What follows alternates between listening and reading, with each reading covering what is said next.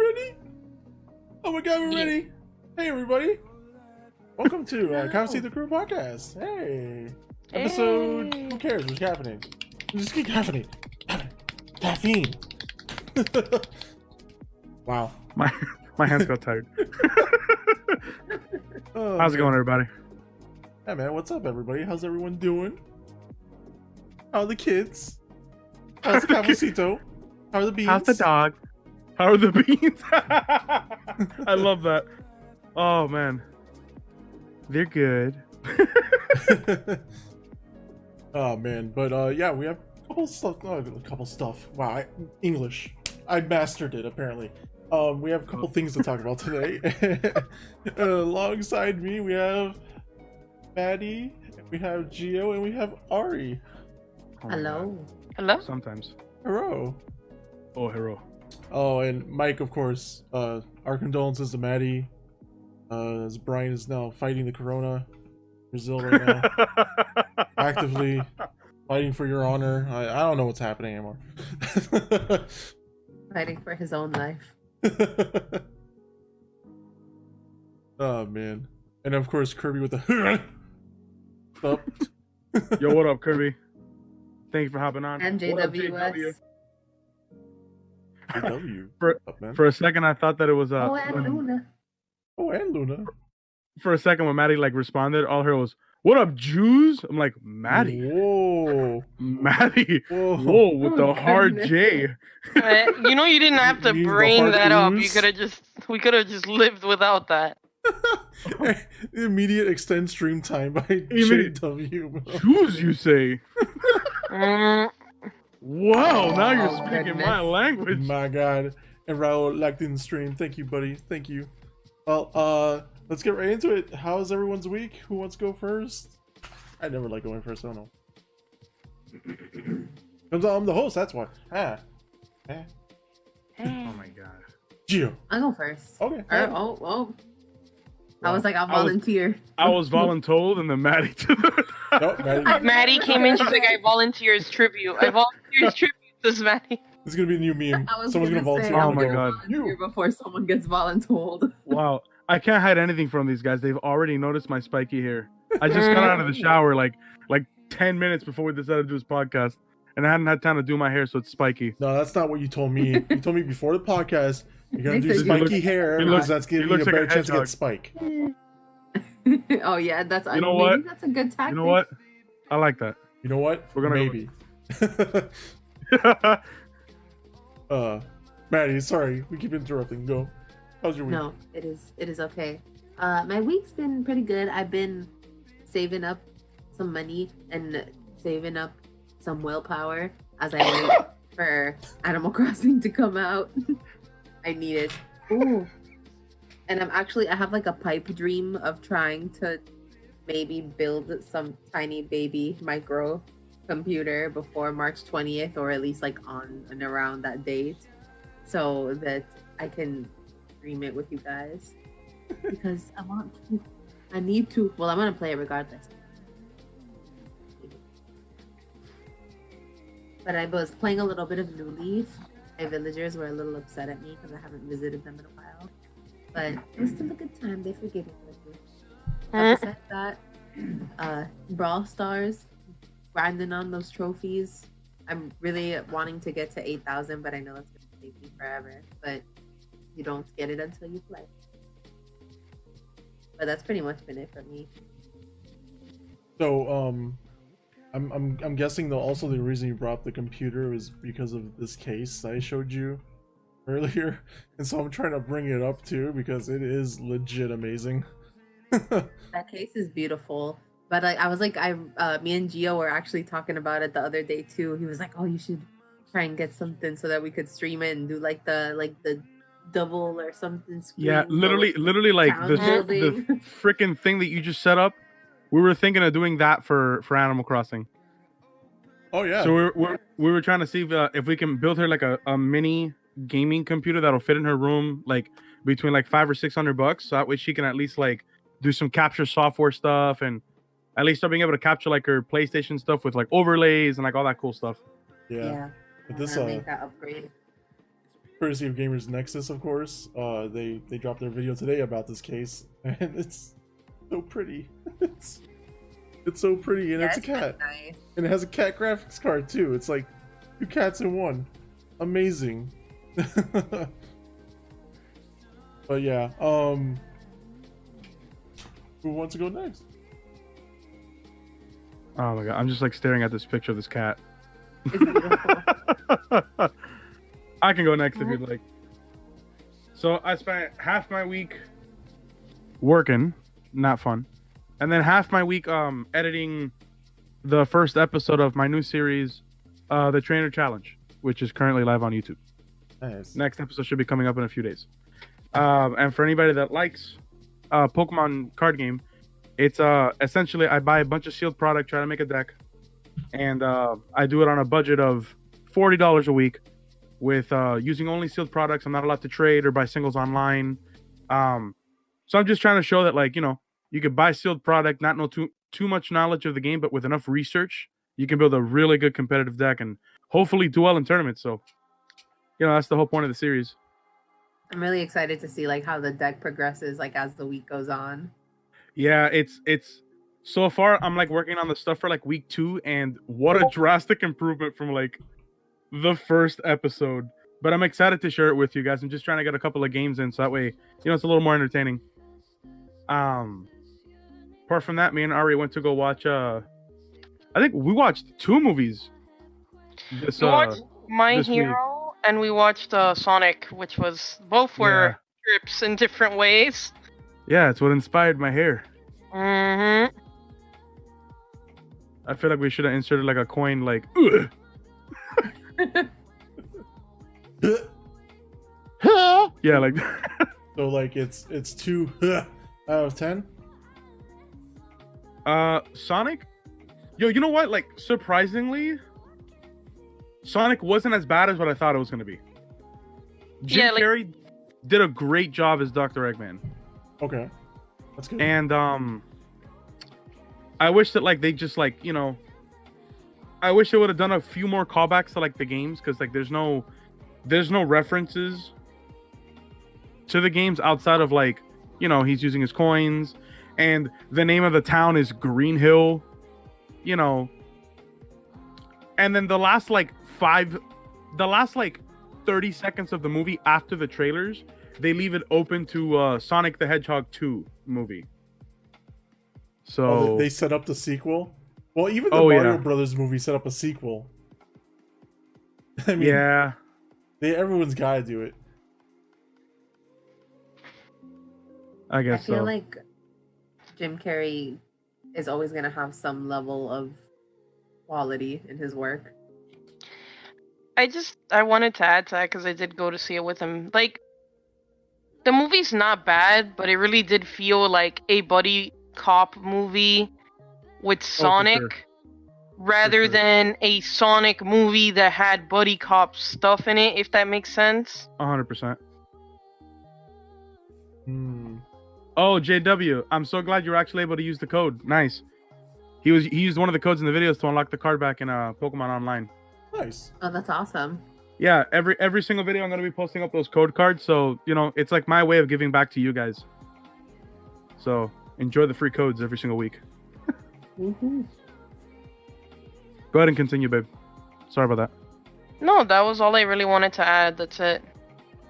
Yeah, and then the My Hero movie, that's like the freshest one, so I don't want to go too into detail because I want you guys to form your own opinions if you decide to want to go watch it, because it's up like the next few days. It's a movie. Yeah. Was it subbed or dubbed? We watched it dubbed. Dub. I wonder if they Sub-a-dub. have it subbed at all. They only in our area. The AMC in Aventura has it subbed, but all other areas is just dubbed. Very Which, I mean, interesting. To be honest with you, like, the voices was the least of my concerns with that movie. Like, if you saw the first one, then you already know who are the problem, like, characters when it comes to voices. It's like Mineta, because they just made him into, like, a bigger meme than he already is. Some of the characters sound a little funky, but like they're not bad voice actors. That's not the issue. It's not a bad dub, in my opinion. Continue. That's good. Want to check it out.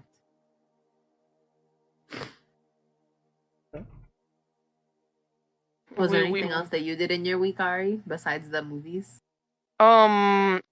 Honestly, outside of that, just I've been dragged along with Gio every time he goes to the card shop. Been going to the card shop a lot. Been helping my friend that she's like brand new, like she doesn't play MMOs. Period. She picked up Final Fantasy and now she's trying to play it, and so I've been helping her out. Another long member. No, like when I say that like she's brand new, I mean like she is baby. Like she does not understand how like half of the things work, and I have to like sometimes I have to straight up send her videos of me like opening inventory, doing this, doing that. You get me? It's got the training wheels. Yeah, like big time. It's that. But it's been fun. It's actually been really fun because it's like it's nice to have someone that's like completely fresh come in and like just not know what they're doing and just watch them and be like, "Oh, precious sunshine child, you're so many mistakes." It's like, oh, there's a big storm coming. She plays a bard, so she's just like running around attacking everything. She doesn't let the tank get aggro because she doesn't understand how like MMOs are supposed to work. So it's been a trip. It's been a trip watching her learn, like, little by little, like, oh, I can't just attack everything because I'm gonna die. I can't just run into a room because I'll die. I can't do this. But yeah, that's... Did you mention the, monstrosity of a shark mount that you unlocked in Final Fantasy 14? Okay, so I wasn't going to, but you brought it up. So in Final Fantasy 14, they introduced this new thing that you can do at any level fishing, meaning you can literally be level 1 and go into this, right? And the way that it works is you accumulate points, and in one run, you gotta get 10k points, and then you get a shark mount.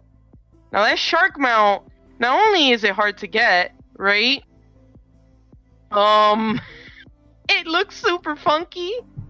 It's like your character lays down on it and then like their leg goes up. It's insane. Mick, did you look it up so you can see it? What the fuck is this? Bro, I'm telling you, it's like... It's yeah, why do your feet go up in the air like that? What? Because like you're supposed to be riding it like if it's swimming, and I like that part. I just don't like the feet going up. It's weird. Like it is really weird. But I tried really hard for it, and I'm proud of myself. I also leveled up my fishing from 1 to 80 just trying to get this mount, so... Proud of you. Wow. I love like watching the playback and just looking at Miggs' face going, what the fuck is this? And then he just looks genuinely confused. Seriously though, like... Genuine confusion. Wait, does it have its own attacks too? No, I wish. It doesn't have anything unique, which I feel like is kind of a waste. Considering how hard it is and how RNG based the actual thing can be. So I'm like, Well, it looks like I pulled up a guide, so I guess these are abilities you want to use to try to catch it. You can get extremely lucky and be level 1 and get them out, because if you just happen to get enough points, enough bonuses, etc., but it's really hard, you get me? That's like literally Lady Luck coming and kissing on the forehead. As you get higher level, it becomes easier because you have skills that let you catch multiple fish on one line, that let you Just do kidding. a bunch of different things. Wow. It's insane, and it's really, honestly, it's really fun. Like, I actually really like it. It seems like the poses can change. Sometimes you're just like you're just like, I don't know. I don't know what you even call that pose. Every like race has kind of a slightly different pose, and everybody calls it Bass Pro Fishing. They're like, this is the new Bass Pro Fishing sim, Wow. and I love it. I love getting on that boat, and everybody's like, I love Bass Pro Fishing. Wow. I feel like I always get lost in fishing mini games. Holy crap. Oh my god. That's why I'm dying for Animal Crossing to come out, because Animal Crossing, honestly, that's my favorite like fishing mechanic. It does. It's amazing. It's so nice. Forgotten about you. Oh, Oh yeah. it's cool, Mike. We are If you gotta go to the final bed, week. that's fine. At least you got to see that weird ass shark stuff. Yes. You have Um, a good night. my week. Yeah, the boxes in the back is like me trying to figure out how I'm gonna build up my new because like half play and half work. I have an at-home job too, so I'm gonna have mounts. I'm gonna have like 2 displays above, 2 displays underneath. Will still be on the table. I'm gonna end up moving everything to that side of the room, so like I don't keep taking up this long hallway of space. Don't let like Luna walk around. So I'm trying to work on that, and hence the boxes. And I have to throw out half that stuff by the end of the week. I'm figuring that out. And more Slay the Spire, man. Just more Slay the Spire. Literally, it's been like having no time outside of like stream life and work life to when I get home at like 10 o'clock, I'm like, put in one decent run of Slay the Spire. And I have a decent run, and I even make it to like the final boss, and then I die. And then I die because Feels bad, I man. did something wrong. It's crazy because I really felt like I had it this time, and I actually dealt as much damage to the final boss as I ever have. But it's an insurmountable amount of damage that he can do to you that you really have to have like literally just one plan in place, and maybe like a plan 1B as far as your card construction. The card construction in that game needs to be so precise sometimes that even adding a copy of a card that you presume to be really good sometimes not such a good idea. And then maybe even just one example, there's a card for one deck that'll allow you to play any of your first cards per turn twice. Sounds good. But then imagine if you had that ability twice and you play that card as your first turn the next turn. Then you actually get 3 plays through the same card. The problem is that created an issue where I started duplicating cards on top of my already sort of bloated deck, and it killed the balance. And so when I got to those final battles, there's a 2-man fight for the final boss, and you actually have to face one way or the other to block more damage depending on who's hitting you for more. Sometimes someone's not hitting you, sometimes they're just prepping a shield, so you should face the guy that's attacking you. And they did so much damage to me before I even got to the heart that it just it killed the game for me, because you need to go to the heart with at least 90% of your health. If you don't, then you can't keep up. That, and you gotta get lucky too. You might have to get a relic. There's 2 or 3 relics that will insta revive you from a death sequence, sometimes for 10% and sometimes for 50%. And on these really good runs I've been having, they're not showing up. They're showing up on like the runs that don't really matter, like the runs I'm actually kind of throwing away because I already feel like it's not going well. It's weird. Sometimes it's I guess you have to be really blessed or really patient. The thing is you go learning, because like Hades is very similar. Like when you said, oh, some runs you just know that you're just gonna have a bad run, I'm like, I feel you. There are some runs when I go and play Hades that I'm like, I didn't get this early enough, so now I can't level it up, so I'm just gonna go as far as I can and die, you know? Mm-hmm. Yeah, that's the vibe I get every once in a while. And so I'll just play once with each class. I know a lot of people like to just grind on one class. I kind of like just how different and fresh the game feels when you go from someone that's mostly attack to someone that can be a really, really tanky turtle that just deals periodic like poison damage, to this other guy that can have like 9 orbs channeling lightning damage all at once. It's crazy, the variety.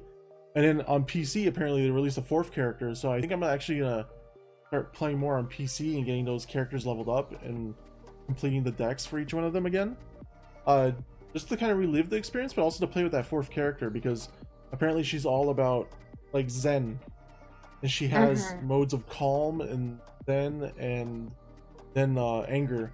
So I want to see how that works because that sounds kind of crazy for a card game. Maybe she could heal herself. I still think it's the best card game ever made. But yeah. Yeah, that was it. That was my week. That and yeah, that's it. Oh, you're not gonna give your thoughts on the beta for Shadow Arena, baby? No. Baby. It's not over yet, and I want to give it a little bit more time. I just want to get a kill. Uh-huh. So Gio and I played it for about an hour and a half the other day, and we started getting to the point where it's like, okay, we know how to equip stuff, we know how to drink a potion, we know how to put skill points in our skill abilities, we know how to use all that stuff. Then someone shows up and wrecks us in like about 5 seconds. They're like, what the hell? So we want to get to that point at least before the 6th when the beta ends, where like we get a kill. So hopefully we play that sometime this week, maybe like a prerequisite to Wednesday or something. I don't know. Ari, did you get to play it at all? Because I know you didn't download it. No, I have it installed, and then I just haven't had time because like I said, I've been helping my friend on my like spare time, and like since she's so new, I feel bad like telling her, yeah, just play by yourself, because I'm like, she's gonna get so lost, she's not gonna know what she's doing. Wow. Maddie feeding into the lore of whatever's happening in the chat right now, by the way. Someone said that I was murdering people. I'm like, only sometimes. Wow. Yeah, they were asking why our names are our names on Discord. So it started off with like, why is Brian's name on Discord NV the Fallen? And then he goes, Mad does murder. Only when she's beating her man, though. And then Maddie responds with, only sometimes. Damn, she said sometimes, though. Those at like the same time. I didn't see his when I sent that one. Or the second one. Wow. Yeah. And stay non-caffeinated. What the heck, guys? What the heck? Well, I mean, as you're going to bed, you maybe don't want that much of it. But right now, No. let's go. Speaking of let's go, you know who goes really hard? Platinum. Oh god. And Oh god. man. So Wonderful 101, super hyped about it. It's actually also going to be on PS4, well, Switch. Mhm. So a multi-platform re-release of that.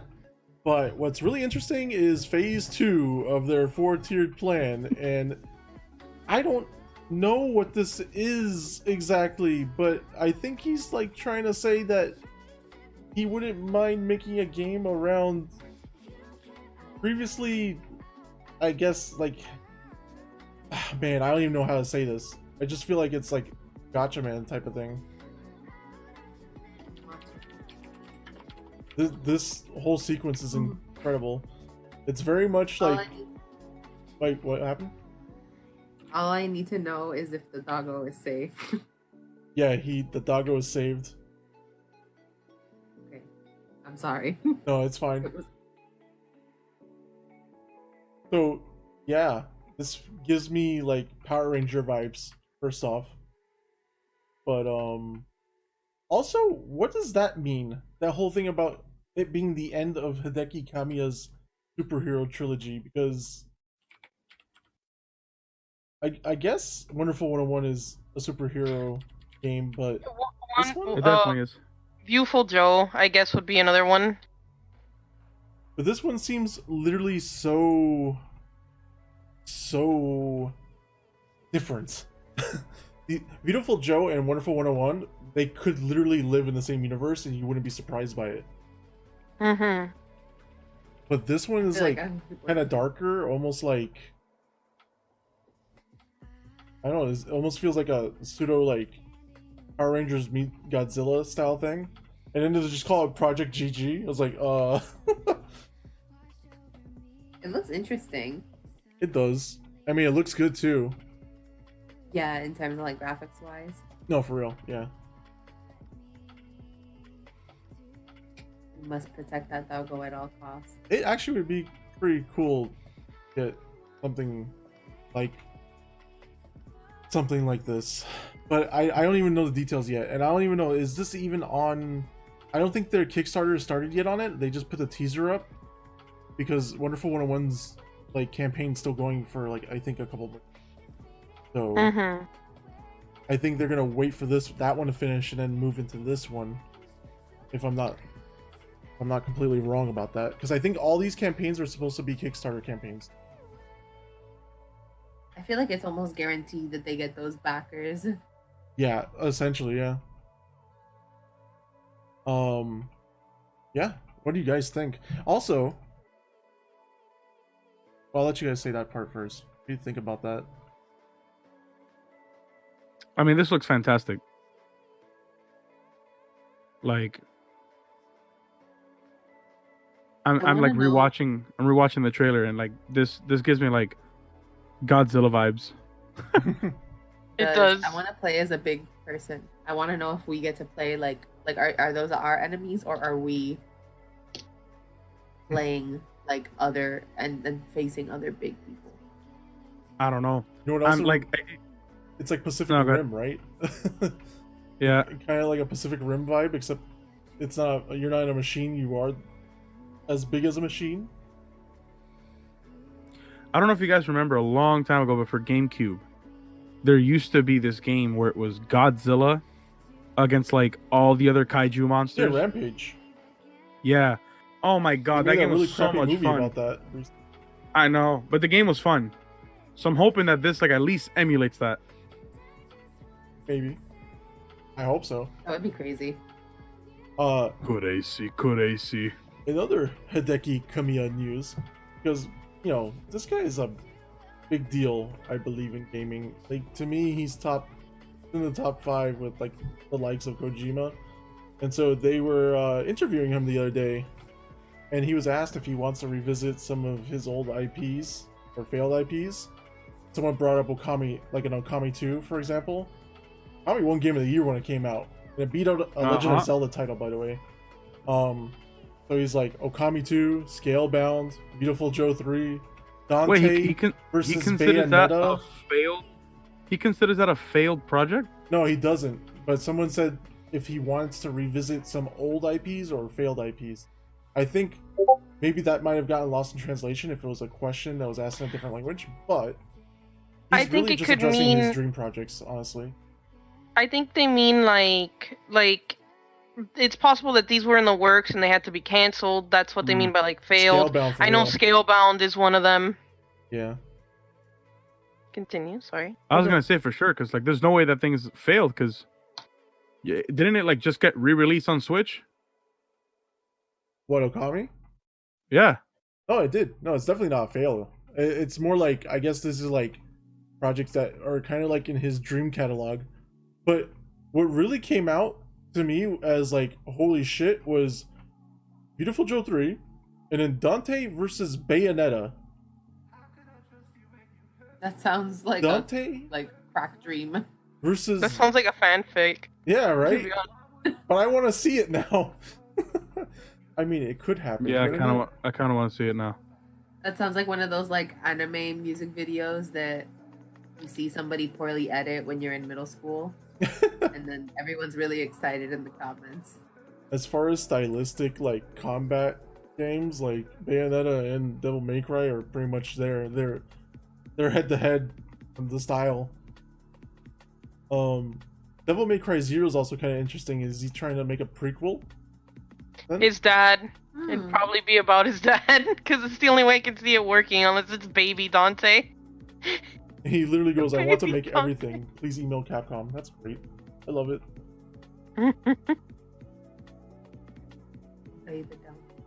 You know what I would like to see? Because another game he didn't mention that was kind of a failure because of sales, but it was in that catalog with his original studio that made Okami, was God Hand. Oh yeah, God Hand. God Hand. I haven't heard of that in a hot minute. And that game was actually really good, and it was just critically panned. That's the only thing that sucks about it.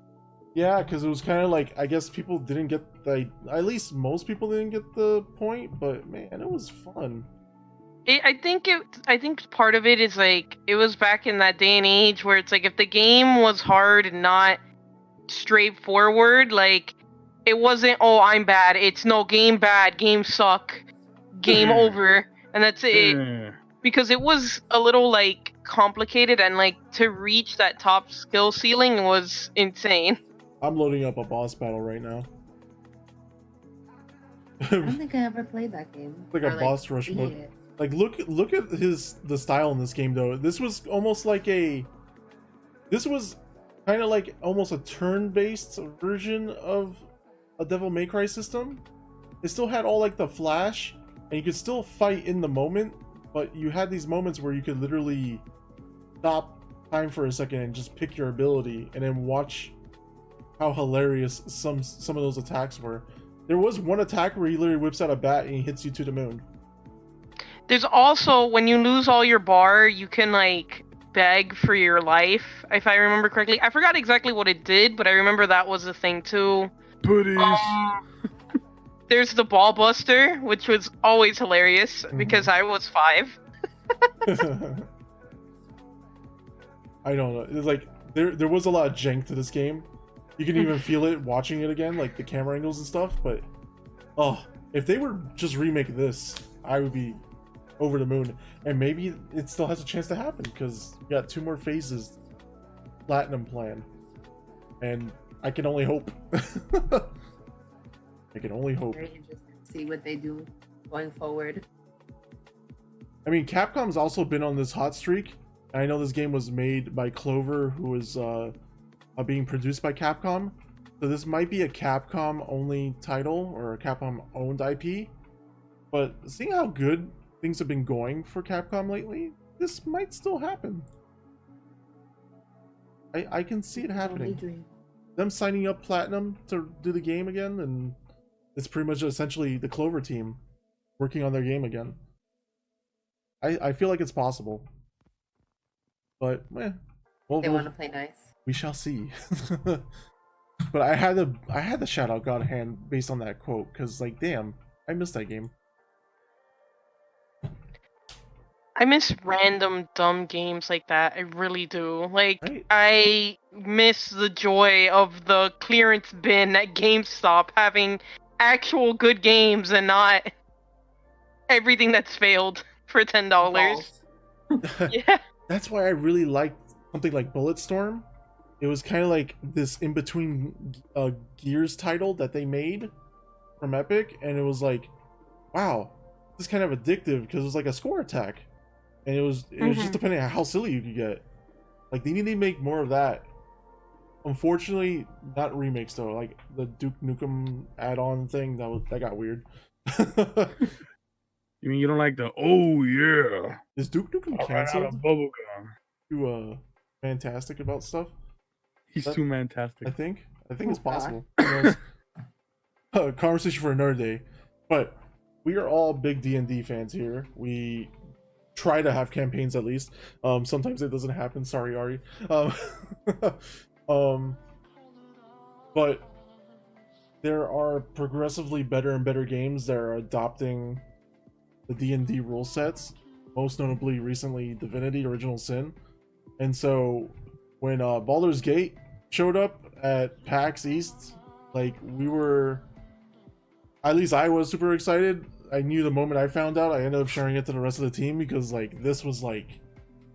This opening cinematic alone is, like, balls to the wall creativity, the likes of probably you can only dream of. This is wholly unique. Holy ass crazy.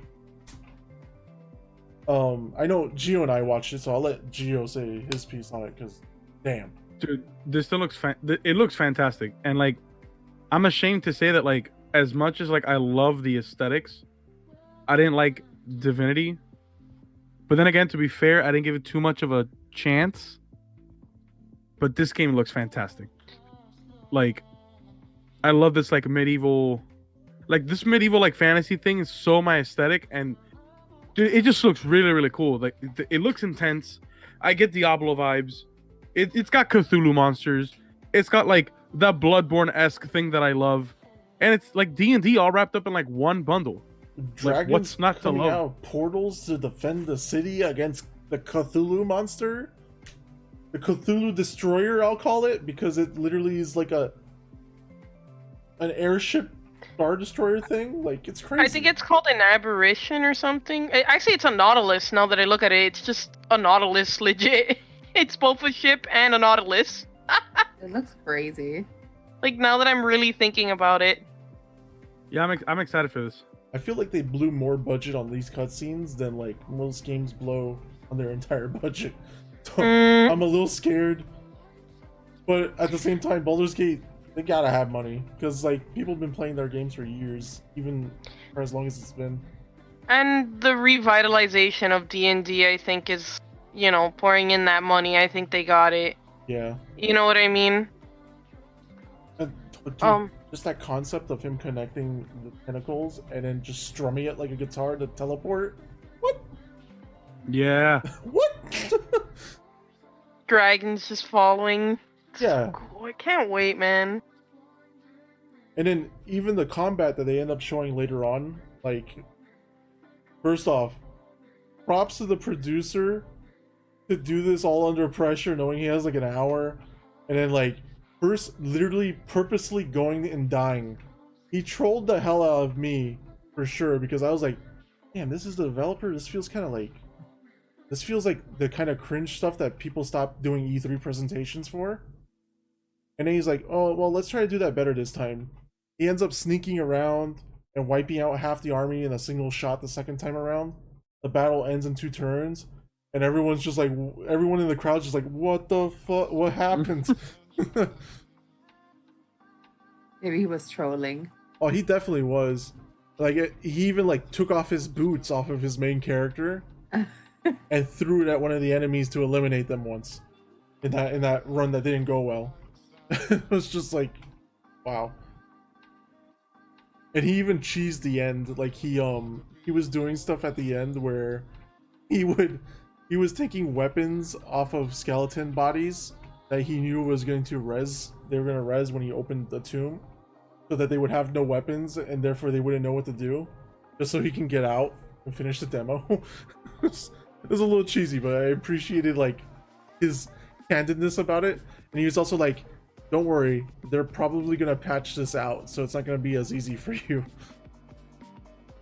That's funny. It was like all on the fly, and it was pretty brilliant for a presentation. And I'm actually appreciating also having these extended gameplay demos be live versus that maybe 5 or 10 minute experience you get watching other games in an E3 setting, like a Scalebound. Like, Scalebound felt like it was pretty much dead on arrival from that 4-player gameplay thing where no one really looked like they were doing anything, but they were dealing damage still. It was weird. But this felt a lot more interactive, and it follows Like organic. It follows such an organic, creative rule set too. So literally anything you can think of, you can do. If you have a mage and he can use fire, he can evaporate the water in front of him. I know Divinity did a lot of this stuff. It's just like, it was just refreshing to see him point out those things. Point out something like feather falling. He put feather falling on his characters. He literally dove off a tower and they landed perfectly fine.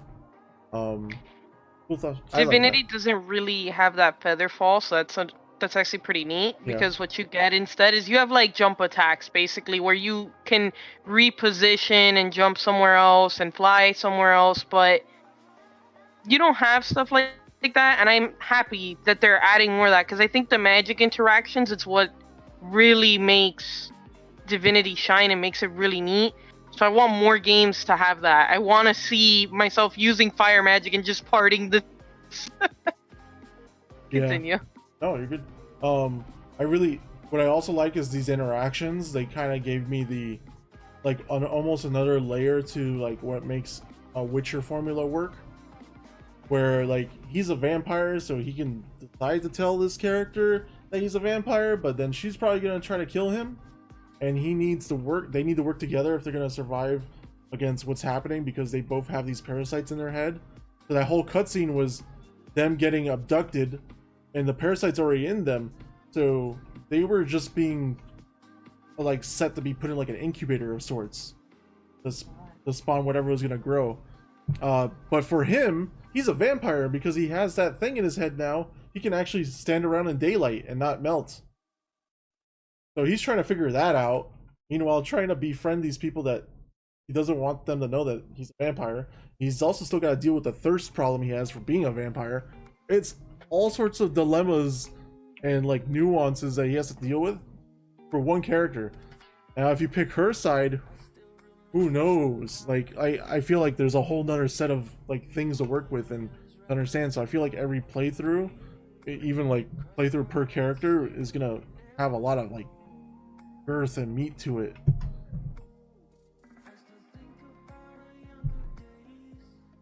Like Divinity, like, because the Divinity is gonna be like the biggest thing you can compare it to right now. So when you say there's gonna be like a lot of like meat to it, I think there will be. Like, Divinity did a lot of interesting stuff, and that's not like the only game. Another good game that's like an example of this, like came out a long time ago, was the original Dragon Age, with like how choosing your origin story kind of has like echoes throughout the game. Now, granted, with Dragon Age, it was a lot of like very minor things. Like if you were an elf, there were certain characters that were gonna be kind of racist. If you were a human noble, you had certain characters that would kind of kiss your butt type of thing. But I think now, with the amount of time and I think just the storytelling that Baldur's Gate's gonna have, it's gonna be crazy in the story department. At least to me, that's what I'm thinking. That usually makes me happy. I like when they actually like enrich it and it's not just like quick flavor text that you want to skip through. I'm like, no, that's it. Oh yeah, you end up meeting a third character later on in this demo, and it's like they all seem pretty cool. And the other thing that I just had to point out as being a sufferer of dealing with literally one of the ugliest armor set designs in the history of games, the only thing I would penalize The Witcher for is how glorious everyone looks in this game. Like, this dude's armor looks like what Nilfgaard should be wearing in like Witcher games, like, but like proper, not like the crap that you get when you play The Witcher with the weird green puffy like stitched patch crap. I don't know. I just wanted to point that out too. Like, I really appreciate the costume design, at least. Yeah, I can. Sweet, like. Oh, go. My only worry with it is, like, I'm someone that's easily gets overwhelmed when I have a lot of options in front of me, and I feel like that's what's gonna happen to me with this game. There's gonna be way too many options, and I'm just gonna get overwhelmed. I don't know. I don't think so, because I think you're still gonna have like the whole growth thing, like a normal D&D character would have, and so you're only going to have so many abilities to start out with, and I don't think that part can overwhelm you. Maybe multitasking 3 or 4 characters, maybe. But I also feel like there's going to be like go-to moves that you're just going to absolutely need to like consider for like going into fights and stuff. And also the concept of not going to fights at all, like you've taught us as a dungeon master many times, Joe. Thanks. What are you gonna say, Ari? What I was gonna say is, like, I don't think it's so much like the character itself is gonna overwhelm him. He gets overwhelmed when like they just give him a lot of choice in story. When the story doesn't start out linear, so he can like get his training wheels, like, it's too much. He needs that like linearity, and then he can like get into it and just go, if that makes sense. Because I don't think it's the multitasking as much as it is like... Yeah, it's more so like, for me, I need a starting point. Mm-hmm. And like, for example, like Divinity dropped me in, and it was just like, I mean, it was cool because, like, you know, you can aim the fire anywhere into like any little thing, and it could cause like a reaction, and like, it was cool, but it was just too much. It was way too much. Because then I was like, man, like, I didn't know if to hit the guy, if to like run up and then hit the guy, or to shoot the fire and then do something else. Like it was a lot. Like And, he needs those baby training wheels of like. my tiny rat brain could not comprehend. No, you got a big brain, but it's like you need that like very simple. This is the first area, just do it, and then maybe they give you some character stuff, and then you can like go forming your own opinions. But when they just drop you in, you're like, what? I don't know. Yeah. I feel like also watching that demo, like the first thing he does, he tries to climb up. And he's like, oh, the high ground. Usually this is a good idea in 5e as well. You get the high ground because you get advantage on your roll. And goes, oh, 91%, great. Shoots the bow, miss. Like, in the end, there's still going to be some cruel RNG to it. Because that's just D&D life. D&D life is all about those 20s and 1s. Like, it's going to happen. Like, I think the best thing to do is just like kind of experiment with it and don't be too like aggravated when you meet a failure, because I mean at least there's not permadeath. You can just start play again, you know. I started laughing like really hard at work because a coworker of mine, he also loves D&D, and he started bringing a D20 at work, and so he's like basing all of his decision based on dice rolls. It's frustrating and hilarious at the same time. Like, I spent a day with him while he was training, and I was just like, yeah, so like how's training going? And he takes out the D20. He just goes, well, I got a 16, so it's going pretty good. That's so funny. Yeah. But then you tell him, but your AC was 17. Oh snap! You failed. Oh goodness. Damn. Failure. I'm like a level 4 terror monster. Jesus. AC 19. Holy shit.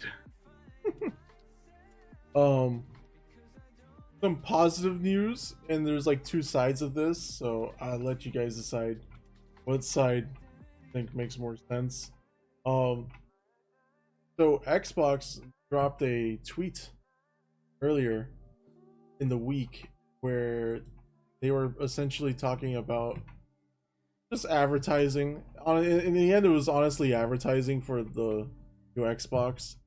And so they're like, hey, Xbox Series X brings next generation of compatibility. Play thousands of games across 4 generations that look and feel better than ever. Smart delivery guarantees you're playing the best version of your game for your Xbox. And so that's like whatever. What was really cool was the over-the-top from Cyberpunk, CD Projekt Red. Gamers should never be forced to purchase the game twice or pay for upgrades. Owners of Cyberpunk 2077 for Xbox One will receive the Xbox Series upgrade for free when available. Damn. That's cool. That's really nice of them, like as developers to Yeah. do that. I respect it. I appreciate it so much that they said this, but I also am I'm curious of such a focused response and designation for the Xbox only. And so I know they were responding to Xbox when they said this, and maybe that's why they didn't want to mention Sony in it, because that might like weird political flex. But is this going to be on Sony's side too? And then the other thing is, people are saying that, well, you know, this is great and all, but praising company for doing what they should be doing in the first place. And when I heard that, I was like, huh. Because I gotta admit, like, I'm kind of a CD Projekt fanboy. Like, I'm not gonna really trend too negative on them ever. So when I did something like this, I'm like, oh, these legends. I literally retweeted it, legends. And then I'm like, now that I think about it, maybe I was just being a little too praiseworthy for that comment.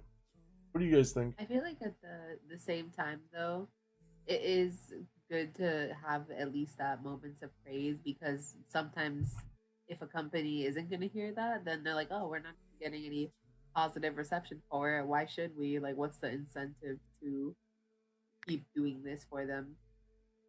Yeah, I kind of agree with that. Like, I think a lot of the times, big companies get shit on a lot, especially by like gamers, when like a game isn't 100% perfect, or if a couple of things are like missing from it. So I feel like when they do something like this, when they do something like this, I feel like it is something that should be praised for. Something that like lets us know that like, hey, like, we appreciate the effort that you're putting in, and like these little things that you didn't have to do will go a long way. And I think that's what's important about building a really strong fan base for this company. Like any game in the future, I'm pretty sure anybody's gonna be like, yeah, let's go do it, because we know that the company's gonna be supporting us. I don't know. That's how I feel. So I'm gonna be the only one that's negative. Nice. It's usually how it rolls. Yeah, I think that person is right though. Like, I think it shows how far kind of our standards have gotten, where like companies have taken us for a ride so many times, and we're just kind of willing to accept it. That like when they do like, you know, the thing that, hey, normal human decency says that you should probably just do this, we're like immediately like, oh my god, they're incredible, they're this, they're that.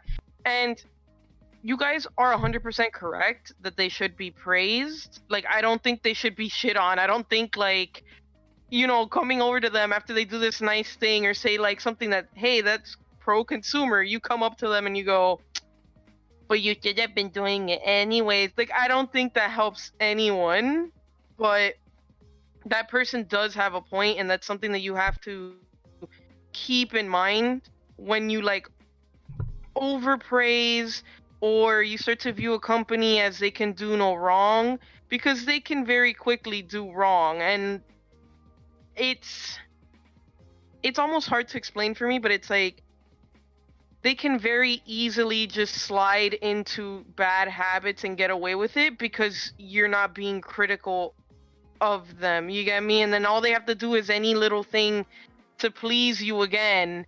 And I think like a good example with things that are happening right now is Blizzard, where Blizzard used to be that company. Blizzard could do no wrong.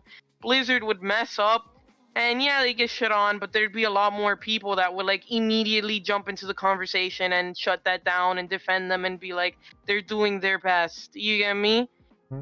And then, you know, it kept that downward slide, and they didn't get better, and they didn't bounce back, and less people started like trying to find a reason to defend them, and got into realizing, oh no, this company that made a bunch of games that I like, that made my childhood, is the company at the end of the day and will do anything to get my money. And I was kind of blind to that because they did a few nice things here and there sometimes.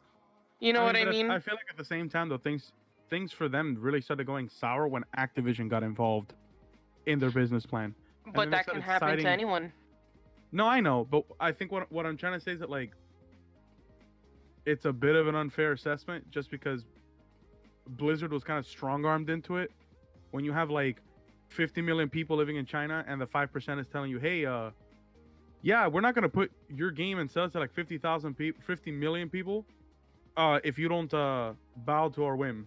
Like, but that's the exact point that I'm making, where it's like they have such a good repertoire with you that you're willing to like, even though they've done so much bad stuff, you're still willing to be like, hey, no, it's not Blizzard's fault, it's Activision. Activision's the one that completely ruined Blizzard. And I'm like, but it is. No, they weren't doing so hot before Activision started really getting into it. It is only a game. I don't know. I'd be honest. I feel like that excuse also doesn't fly, because there's like proof of companies being able to pull out of situations like that now, and not be like, or not have to succumb to the whims of like that corporate mentality. Damn it, I really lost it just now. Like, I know there was a really prominent company that got their license back, and actually it was Destiny. It was Bungie. Bungie broke from Activision, and they were able to keep their license and everything. I guess it's because they protected themselves really well with agreements, but they're able to like break from that, and now they can self-publish for themselves, which is a move Platinum also did based off of their success with a game like Nier that kind of like saved them after Spellbound or Scalebound. And I feel like other companies need to like, at least developers need to follow that kind of like path. Maybe try to like internalize everything and like stop depending so much on the money aspect that Activision and like EA can flaunt so easily, because before they know it, they're stuck in that vicious circle of like having to apologize because hey, the game that Miguel's been waiting for 20 years and Warcraft 3 remake is just a dumpster fire. We wanted to preserve the spirit of the game. Oh, fuck. You know what pisses me off is that guy, you know he's a gamer, and it feels like there's almost a gun to his head when he talks. I cannot stand that guy anymore.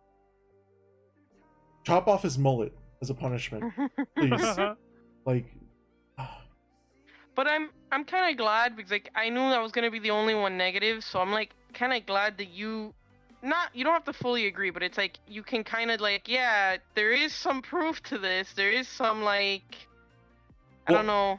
I guess let's trend it more positive and say that there's a hope there for us as gamers that those companies exist, like a Bungie and like a CD Projekt Red.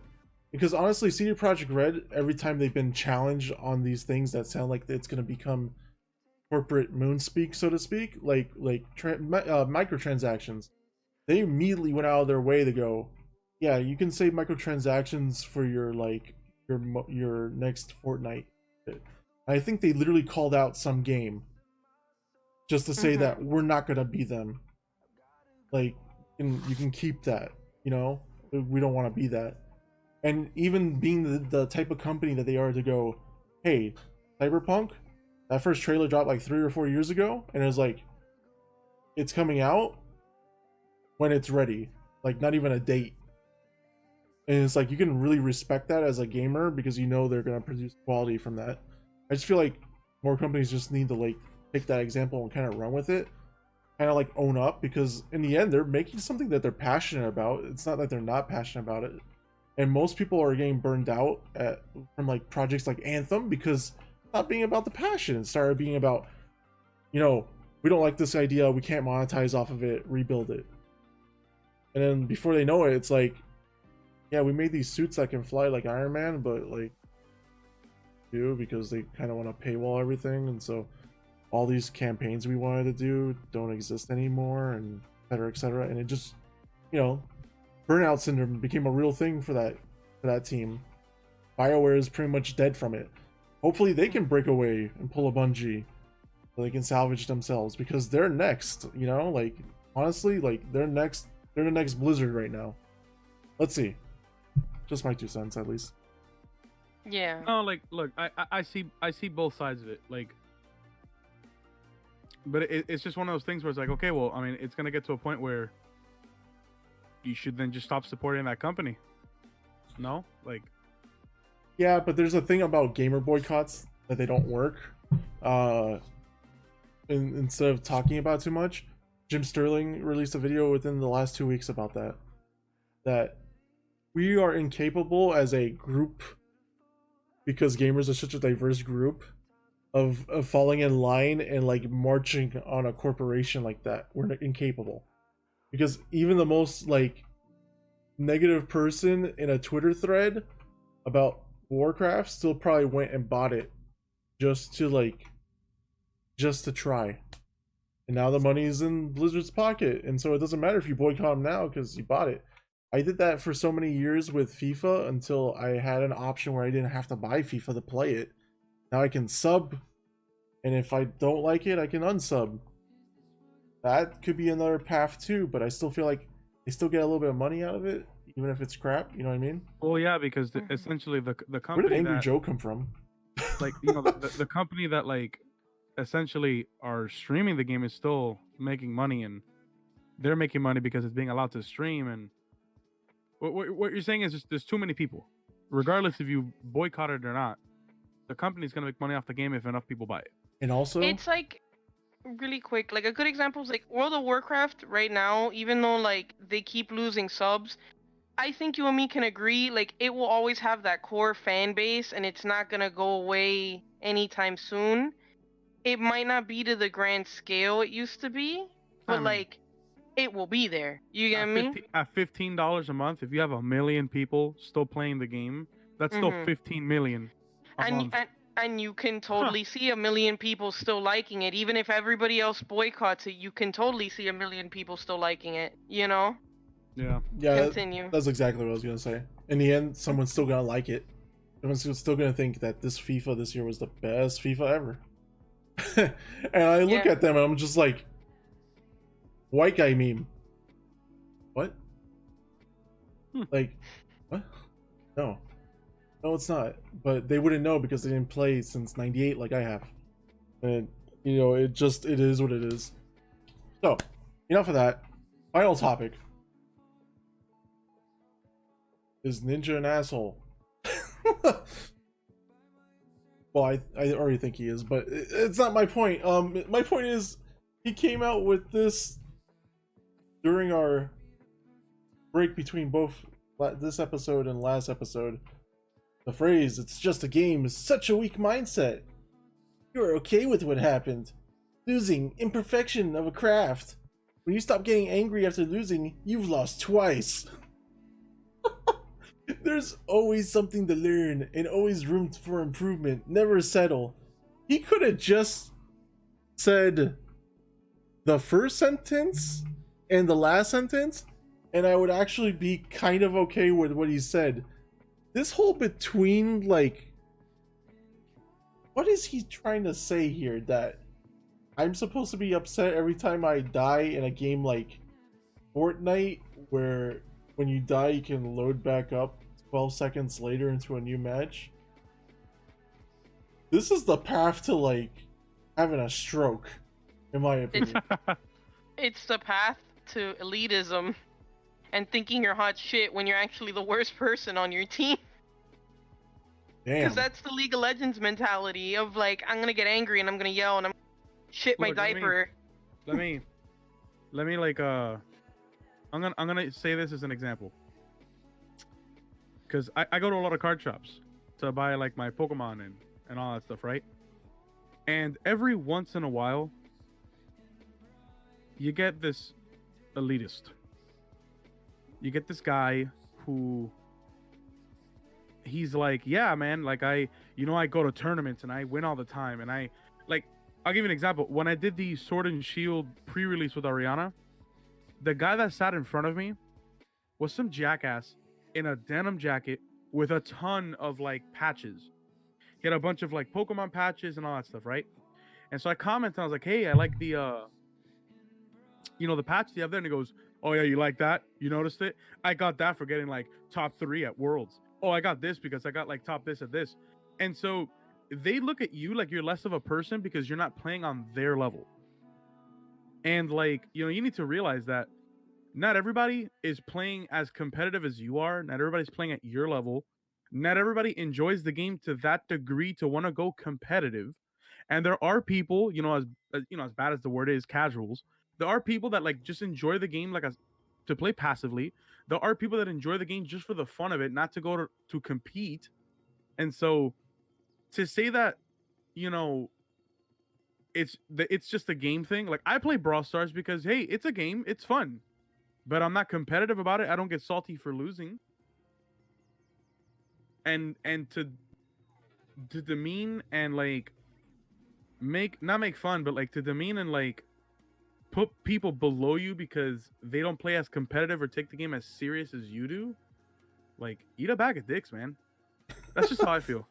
Like get a grocery bag and like dicks popping out of the top like baguettes. Like eat all of them. Like, Oh God. Individually or like all at once? Like, oh, I mean, However you want. in every orifice of your body. and I know Maddie is like the most gentle soul, so like reading that must feel like poison to you.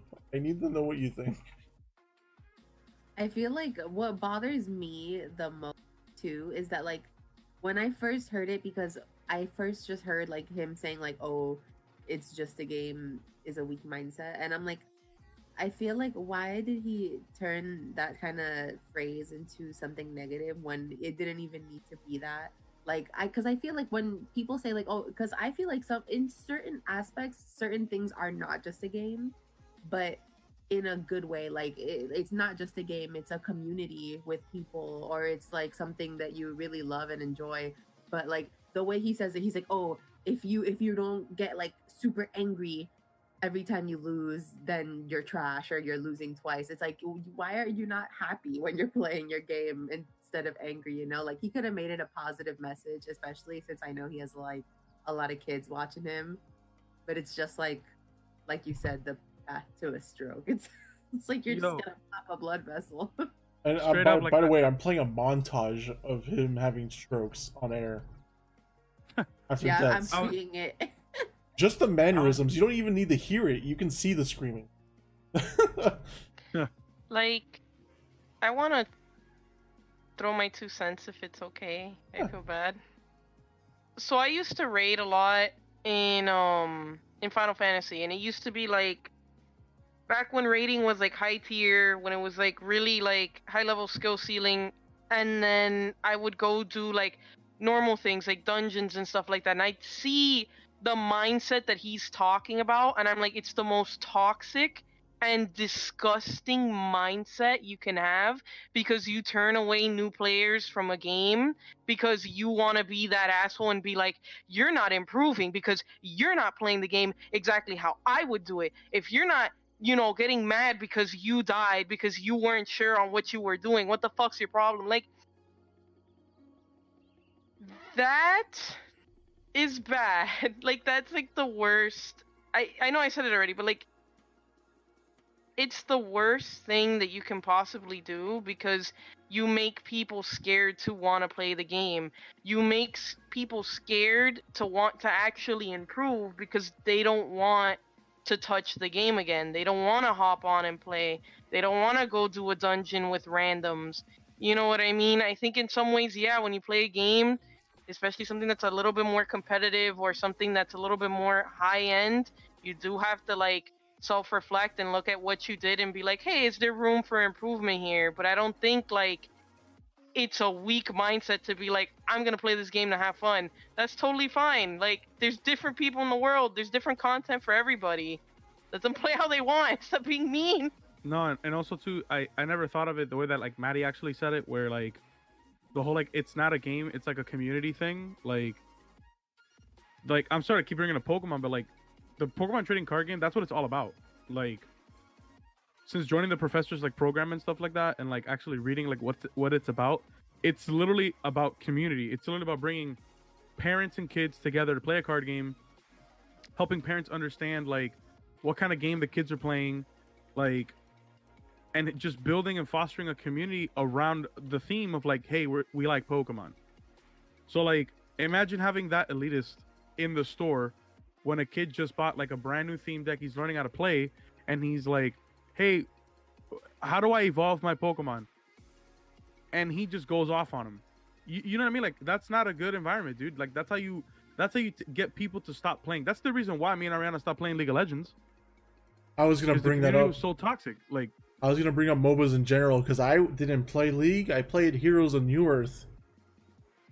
That is a tinier community, and what would happen is people would make, like we do on Brawl Stars, actually make these Smurf accounts essentially to like, replay at a lower level and kind of try to enjoy the game again, and sometimes try to help others, like help Maddie and help Brian get up, but that we do that for the community aspect. There's the same people in Heroes New Earth that'll make another account and get their MMR down to like a base level again and just chastise you in your second or third game ever as a hero because you missed your ult, and you're like, bro, you're talking like you know the game, you're in the same lobby as me. That's my assumption, is that you don't know shit either. Don't come to me with all that stuff. Like, go back to your pro lobby then, pro. Exactly. Dude, that's literally what happened with us in Rocket League. When we first got into like the first ranked games and I hit platinum for some weird reason, and the other team was just like, what the hell's going on? Like, the third random people that we were playing was like, bro, you're missing, what the hell's going on? And it's like, dude, the hell, man. Like, like, cool. This is how you want to like add to the community by being a jackass and like showing that like, oh, the only way to play is competitive. Dude, Get the F out of here. I have so many stories that I could tell about FFF. One that's a little bit more recent, and I'm gonna go through it quick. I had recently a new tank and a new DPS, and we're going through this dungeon, right? And the tank doesn't know what he's doing. It's very clear, right? But I stay quiet because I'm like, I can heal through it and I can deal with it. And then we have another DPS in the party that has the mentor crown, which basically means like you're supposed to be someone that they can turn to who will explain the game and help them. And he's just like, hey tank, use AoEs. Hey tank, for the love of God, use AoEs. Hey tank, use AoEs. Why aren't you using AoEs? And I'm just like, that you're not really explaining, you're just being vague, and Yeah. just like it's stuff Yeah. like that. yeah, look, JW said my first league match, I had no idea how to play, so I kept dying to an enemy lane, and 3 of my teammates wanted to report me for feeding, and only one person was on my side of being a new player.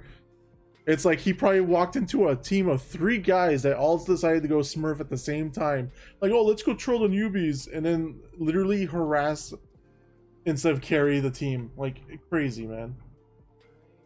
Yep.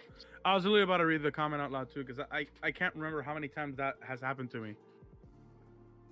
Like, that actually happened to me a few weeks ago. Like, I was actually talking to Ariana about it, because there's this one champion that I used to play a lot, Leona.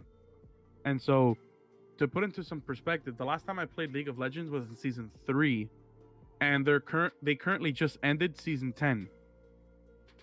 So it's been a few years that I've played. So I decided, hey, I'm gonna get on and start playing. And in the first match, they were like, man, how the hell did this guy get to rank gold? Like, what the hell's going on, dude? You should know what's going on. Like you were playing a couple of practice games earlier today because you could see other people's accounts. And I'm like, yo, like, they were against robots. Like, I'm still learning the mechanics. Like, get off my back. That's why you play with AI and not with people. Like,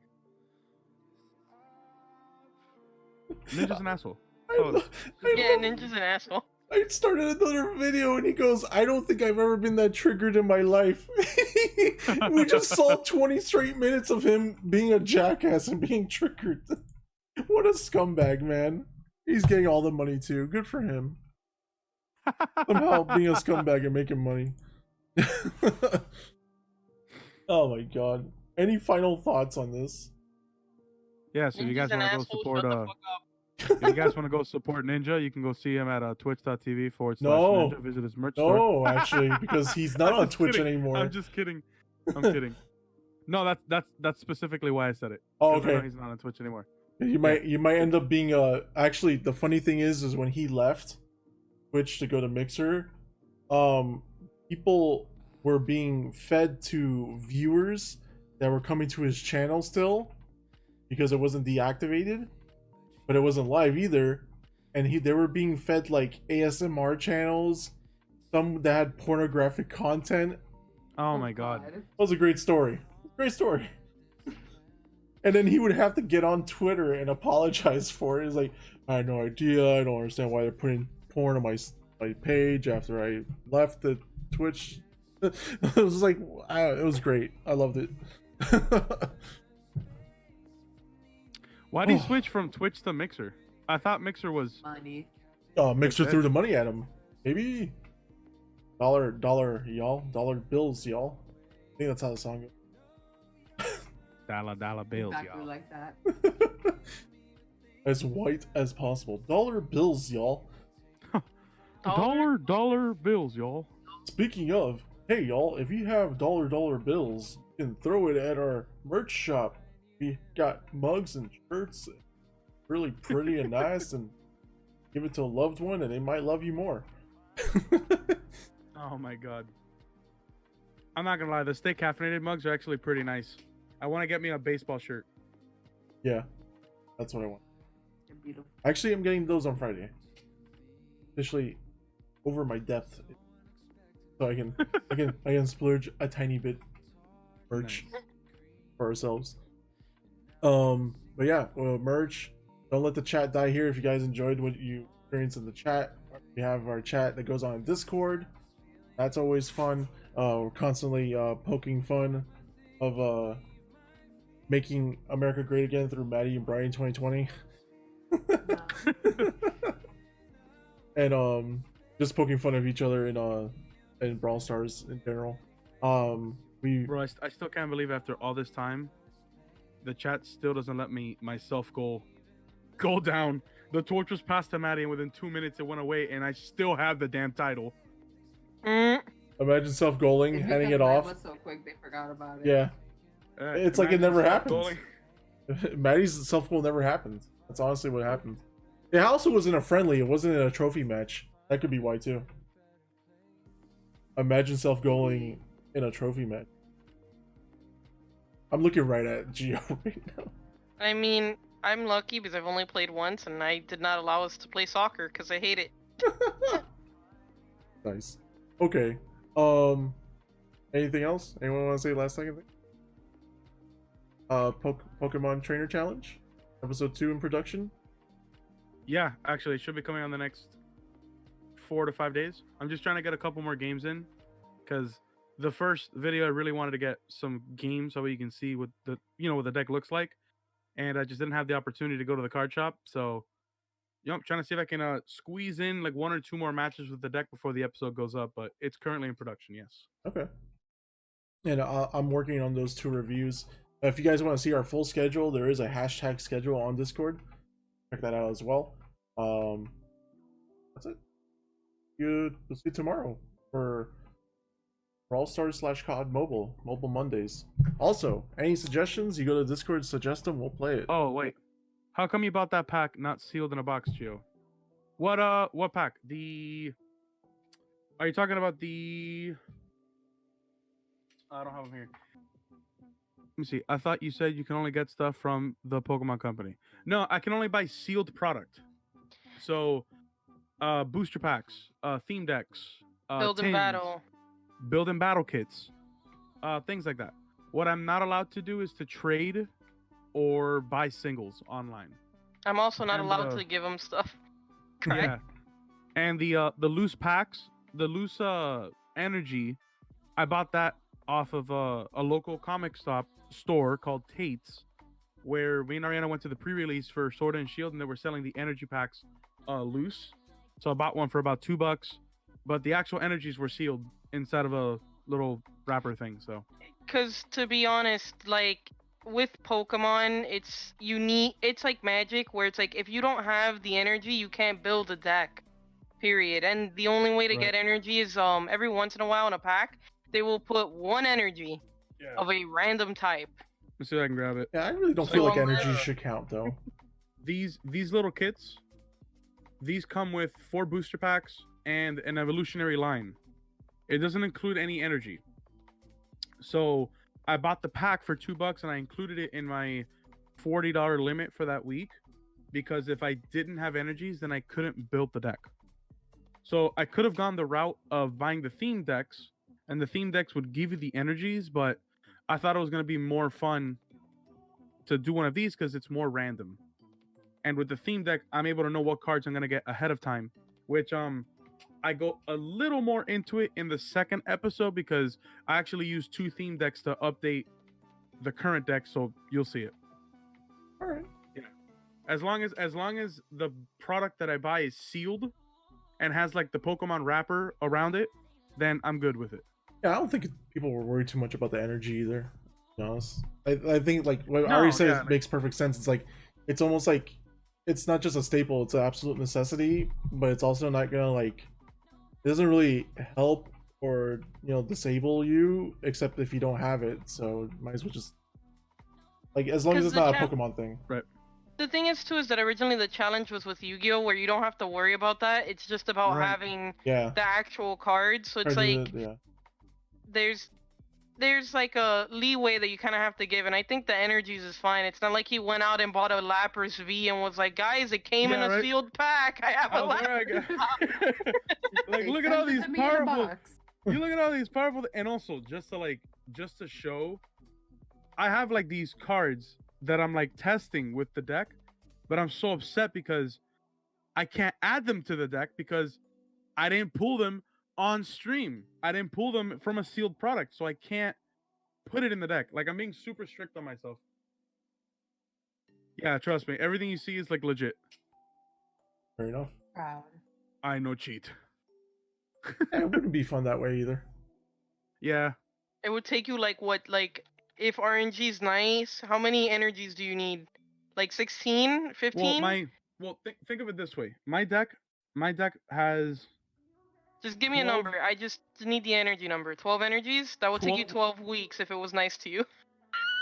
actually probably a little more because one pack only comes with one energy and it's not guaranteed what color energy you're gonna get. But that's why I'm So- saying if it's nice to you and you got exactly the right energy color you needed every single time, it would take 12 weeks. Like, Yeah. before you could even play the game. All right, guys, it's the end of the series. I finally got all the energy I needed, and It'll be a long ass challenge. yeah. 3 months later. Well, I finally got the last energy I need. Yeah, right. I'm actually excited for the third episode because they released some tins that I think is really gonna improve the power of this deck. Like, I'm actually really excited for it. It's gonna be fun. It's gonna be fun. Stay tuned. Is Sobble still in your deck? Oh, you know it, bro. Sobble is my main dude. How can I not have this little cutie in my deck? All the glare. Couldn't see anything. That's fine He's though. a good boy. It's okay. You know that I'm collecting Sobble cards. I have a stack of just Sobble cards. They like different animations and stuff, or Well, they only have Yeah. two, so it's like the two artworks, and I'm getting all of them: the normal ones, the shiny ones, all of them, Ooh. and Piplup, because Piplup's also my boy. Piplup. Speaking of energy, we're running low on it, so we're gonna go caffeinate ourselves and go to bed. Nice. Y'all have a great night, and Have a good we'll night, see you y'all. tomorrow. Peace. Bye bye.